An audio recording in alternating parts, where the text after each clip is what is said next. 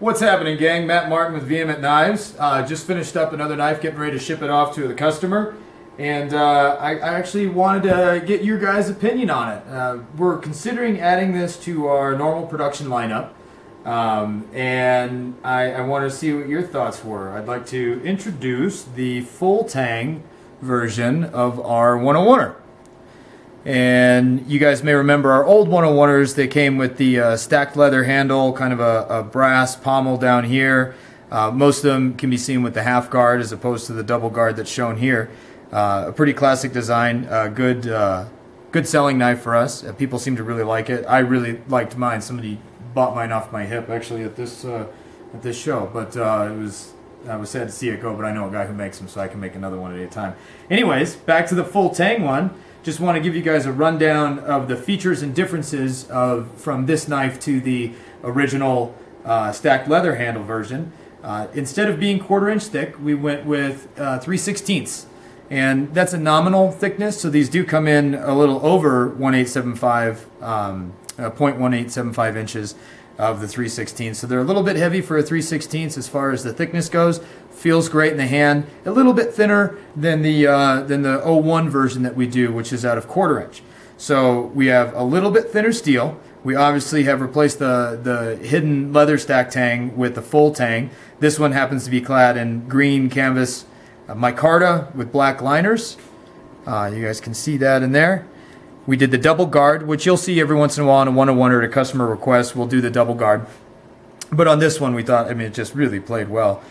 This was at the request of one of our repeat offender customers, one of our good customers, and he calls me up and says, Matt, I really want to see one of those in full Tang. And I kind of jumped at the opportunity to do it because I thought it would be just a cool knife. Just a kick-ass knife, whether it was a bush knife or a dedicated tactical.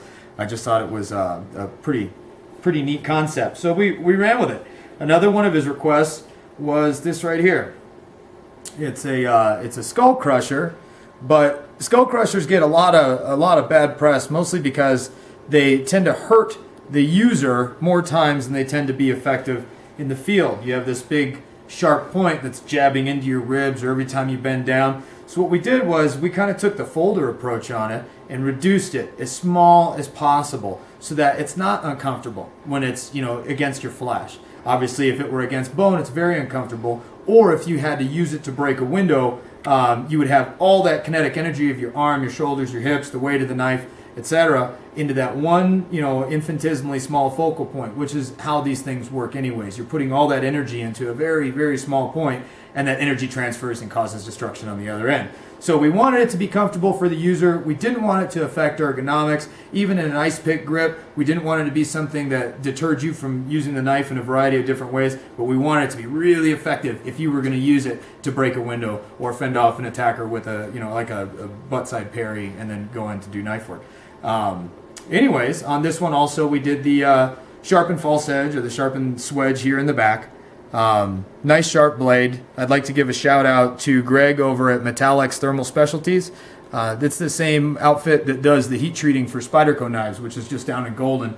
And Greg is right up in Berthoud, and he's really good with the knife community. He really, really knows his stuff.